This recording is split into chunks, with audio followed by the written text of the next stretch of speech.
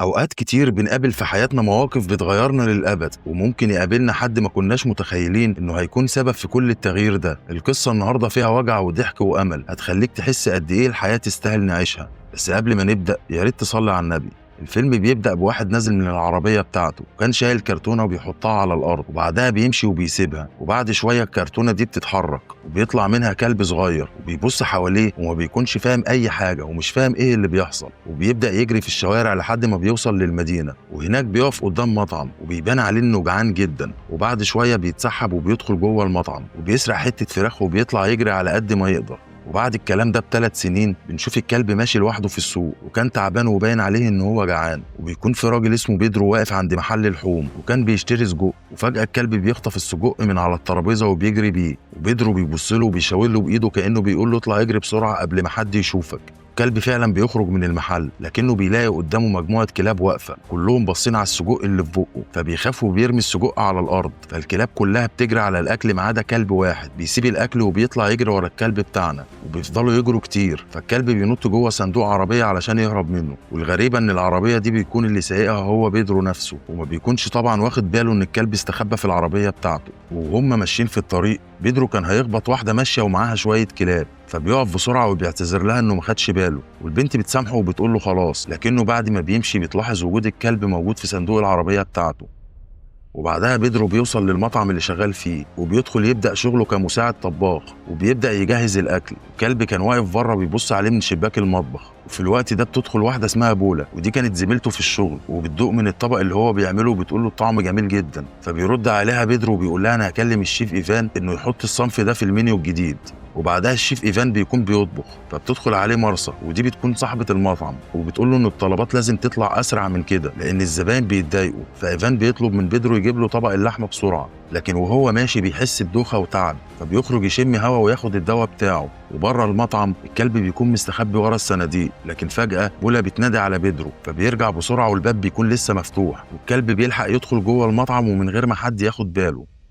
وجوه المطعم بتكون لورا واحدة من الزباين قاعدة تاكل، فبتيجي مرسى تسألها عن رأيها في الأكل. لورا بتقول لها إن هي بتحب أكل إيفان، بس المفروض المطعم يقدم أصناف جديدة علشان يفضل مميز. فمرسى بتدخل المطبخ بسرعة وبتقول لإيفان لازم تحضر طبق جديد يفاجئها بيه، لكنه بيرد عليها بعصبية وبيقول لها أنا شغلي بالمنيو اللي عندنا ومش هغير حاجة فيه، ومرسى بتتعصب عليه وبتسيبه وبتمشي. في الوقت ده الكلب بيكون جوه المطبخ وبيشوف طبق اللحمه اللي في ايد ايفان، فبيجري عليه علشان ياكله، فايفان بيتنرفز وبيزعق وبيطلب من الطباخين يمسكوه، وكلهم فعلا بيجروا وراه في المطبخ لحد ما بيمسكوه، وايفان بيكون عايز يموته، لكن بيدرو بيتدخل بسرعه وبيمنعه. وفجاه بتدخل مرسى وبتقول لايفان يسيب الكلب يمشي، بس ايفان بيتعصب اكتر وبيقول لها انا مستقيل من المحل ده، وبيمشي وبيسيبها. فبيدرو بعدها بيحاول يهدي الموقف وبيقول للطباخين كملوا شغلكم عادي. فمرسى بتساله وبتقول له طب والاكله اللي كانت لورا مستنياها؟ وهو بيقول لها خلاص انا هتصرف، ويروح فعلا يجهز الطبق اللي كان نفسه يعمله من زمان. وبعد ما خلص الطبق مرسى خدته بنفسها وقدمته للورا، ولما شافته سالت مرسى مين اللي عمل الطبق الجميل ده،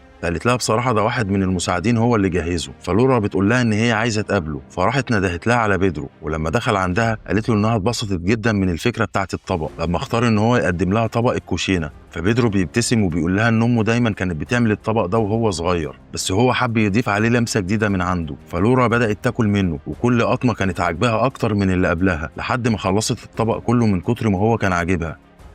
وبعدها مرسى خدت بيدرو ودخلوا جوه عند باقي الطباخين وقالت لهم انها قررت تضيف الطبق ده في المنيو، والكل كان فرحان جدا، وبولا راحت حضنت بيدرو من فرحتها ليه. وساعتها مرسى قالت له قدام الكل انه من دلوقتي هيبقى رئيس الطباخين. فبيدرو اتصدم وفرح في نفس الوقت وشكرها على الثقه بتاعتها والمنصب الجديد. وبالليل وهو خارج من المطعم لقى كلب واقف قدامه، فبيدرو بيقرب منه وقال له انا بشكرك، انت السبب في كل اللي وصلت ليه ده. وبعدها فتح شنطته وطلع له اكل وحطه قدامه وسابه ومشي وركب عربيته. ولما وصل البيت كلم امه في التليفون وقال لها على الترقيه الجديده، وانه اول لما يلاقي فرصه يسافر علشان يشوفها. وبعد المكالمه نام، بس وهو نايم سمع نباح الكلب تحت العماره، وكان المطر نازل جامد، فنزل بسرعه وطلعه عنده البيت. واول لما دخل اخده على الحمام وبدا يحميه، وبعدها حتى رشله برفان كانه بني ادم، وبعد ما خلص جهز له مكان ينام فيه. بس وقتها بيدرو حس بصداع شديد فاخد الدواء بتاعه ونام تاني، والكلب قعد جنبه ما اتحركش. بس تاني يوم صحي بيدرو على منظر كارثه، الكلب كان قلب الشقه فوق لتحت، وكمان مسك بدله الشغل ببقه، ولما بيدرو حاول ياخدها منه الكلب شدها اكتر لحد ما اتقطعت. فبيدرو اتعصب جدا واخده على طول وقرر ان هو يوديه ملجأ للحيوانات. ولما راح هناك اتفاجئ ان اللي بتدير المكان ده هي نفس البنت اللي كان هيخبطها بالعربيه قبل كده. فبتقول له ان هي اسمها كاميليا ومعاها مساعدتها لوسينا. فسالته كاميليا عن الكلب، فبيقول لها انه جاي بسببه عندهم. فبتقول له اسمه ايه؟ قال لها ان هو مالوش اي اسم. فجاه بيدرو حس بدوخه قويه وكاميليا لحقته بسرعه وقعدته على كرسي. ولما فاق الكلب كان لسه قاعد جنبه ومش راضي يسيبه ولا لحظه، وبيحط راسه على رجله كانه بيطمنه. فكاميليا بتبص له وبتقول له الكلاب ساعات بتبقى عايزه توصل رساله، يمكن عايز يقول لك ان في حاجه فيك ولازم تروح تكشف عند دكتور. وبالفعل بيدرو بيقرر ان هو يسيب الكلب عندها ورجع بيته. وتاني يوم راح للدكتوره وعمل اشعه على المخ، ولما شافت النتيجه قالت له ان هو عنده ورم في المخ، وللاسف نسبه العلاج كانت بسيطه جدا، بس لازم يبدا رحله العلاج ويتفائل وما يفقدش الامل. وبالليل رجع يشتغل في المطعم تاني، ولما كان بيطبخ مسك الموبايل وبدا يدور على المرض بتاعه. ولما شاف ان مفيش علاج وشه اتغير، وساعتها بولا بتندهله وبتقول له خد بالك الاكل بيولع. فوقتها فاق واعتذر لها وقال لها انه كان سرحان. فبولا بتقول له خلي بالك شويه لان مديره المطعم بتراقبك الفتره دي. فبيقول لها ان هو تمام ومفيهوش حاجه،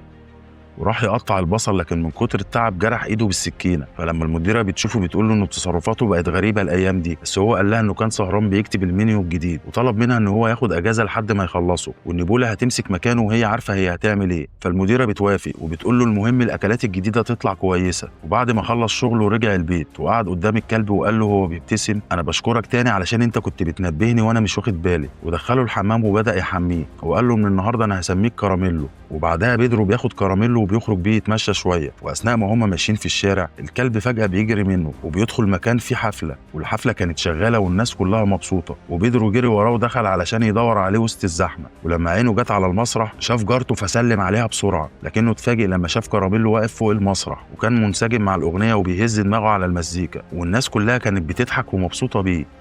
وتاني يوم الصبح بيدرو بيكلم جارته وبيطلب منها ان هي تقعد مع كراميلو شويه النهارده علشان ده اول علاج ليه ومش هيعرف يسيبه لوحده، وبيوصي الكلب يكون مؤدب ويسمع الكلام لحد ما يرجع. وبعد كده سابهم ومشي وراح على المستشفى، وهناك بدا يركب الكيماوي وبيتعرف على شاب اسمه ليو، وليو بيساله عن نوع السرطان اللي عنده. فبيدرو بيقول له ان هو ورم في المخ، وليو بيحاول يرفع معنويته وبيقول له دي مجرد مرحله وهتعدي ان شاء الله. بس المكالمه اتقطعت لما تليفون بيدرو بيرن، وكانت امه بتتصل عليه لكنه ما بيردش، وده علشان هو مش عايز يعرفها ان هو مريض. وبعد ما بيرجع البيت بيلاقي كارثه، البيت كله بيكون مقلوب، وجارته كانت قاعده متوتره وبتزعق وقالت له الكلب ده شيطان وبهدل الدنيا كلها وانا مش هقعد معاه تاني ابدا. فبيدرو بيقرر ان هو ياخد الكلب ويروح بيه تاني على الملجأ. ولما وصل بيسمع كاميليا بتتكلم في التليفون مع واحد اسمه ايلو، وبنعرف ان ده اللي مأجر لها المكان، وكان بيزعق فيها علشان متأخرة في الإيجار بقالها 4 شهور، وبيهددها ان هو هيتصرف بطريقته وبيقفل السكة في وشها.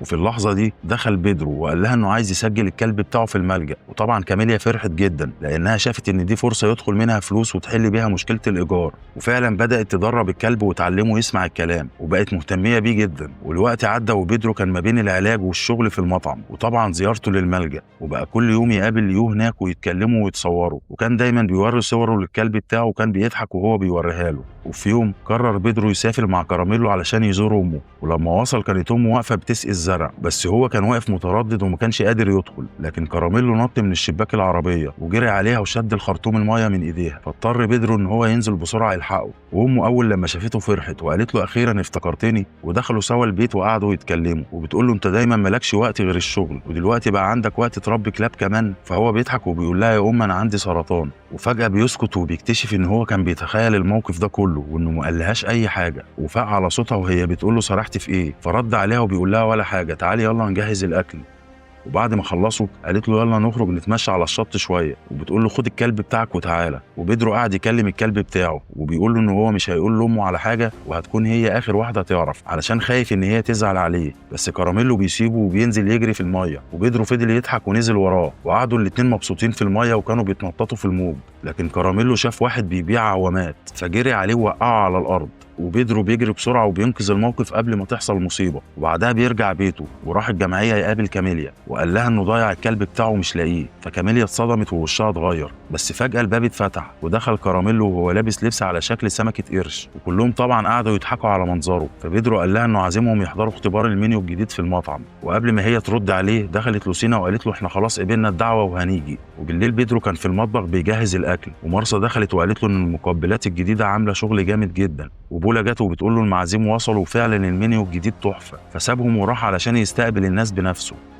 وبعدين الزبائن طلبوا الاكل وبيدرو قال لهم ان هو هيجهز لهم احلى الاصناف، ورجع المطبخ علشان يجهز الاكل. بس بولا لاحظت ان في شعر على الترابيزه، فبيدرو بيطلب منها ان هي تجيب له غطا للشعر، وبعدين لبسه وكمل الطلبات. وفي الوقت ده مرسى دخلت عليه وقالت له ان في اوردر طلع مالح زياده، فبيدرو استغرب وقال لها انه دايما بيدوق الاكل قبل ما يطلعه وانه كان مظبوط مش مالح. فبينده على بولا وبيطلب منها ان هي تدوقه، وهي بتدوقه وبتقول له ان الاكل فعلا مالح، فبتاخد الطبق وبتقول له ان هي هتظبطه بنفسها. لكن فجأة بيدرو حس بدوخة ووقع على الأرض، ونقلوه المستشفى، وهناك الدكتور قال له إنه بعد ما يعمل العملية ممكن حاسة التذوق ترجع له تاني.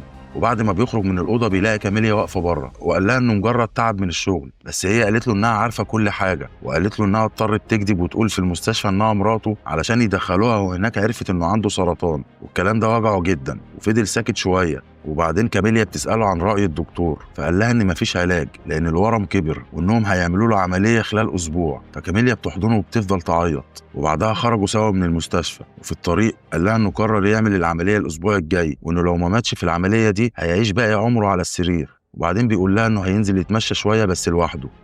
ولما رجع الشقة انفجر من الغضب وفضل يكسر في كل حاجة لحد ما نام. وتاني يوم صحي بيدرو وفتح الموبايل وسمع رسالة صوتية من بولا بتقول له إن مرسى عينت رئيس جديد مكانه في الشغل. وفي اللحظة دي الجرس بيرن، وفتح الباب ولقى صاحبه ليو جاي يطمن عليه، وده علشان ما بقاش يروح جلسات الكيماوي بتاعته. فبيسأله عن ميعاد العملية، فبيقول له خلاص دي فاضل لها 6 أيام. فليو بيطلع له سبراي الوان وبيقول له لسه عندك وقت تسيب بصمتك في الدنيا. وبعدين بينزلوا سوا يرسموا على الحيطه صوره الكلب، وبيكتبوا جنبها بيدرو وليو، وبيفضلوا يضحكوا. وليو بيقول له انت اول ما تقوم من العمليه هتسترجع الحاسه بتاعت التذوق تاني، ووقتها لازم تعزمني وتطبخ لي بنفسك. فبيدرو بيضحك وبيقول له ده لو لسه في امل، لكن ليو قال له ما تفكرش في بكره، المهم انك لسه عايش، عيش النهارده بيومه. في الناحيه التانيه كاميليا كانت بتتكلم مع لوسينا وبتقول لها ان فاضل شهر ومعهاش فلوس الايجار. وفي اللحظه دي دخل عليهم بيدرو واعتذر لكاميليا عن تصرفه امبارح، وخرج معاها بره وبيتكلموا، وقال لها لو حصل لي اي حاجه خدي بالك من كراميلو. فقالت له اكيد مش هيحصل لك حاجه، وانا على اي حال هحافظ على كراميلو حتى لو الملجأ اتقفل.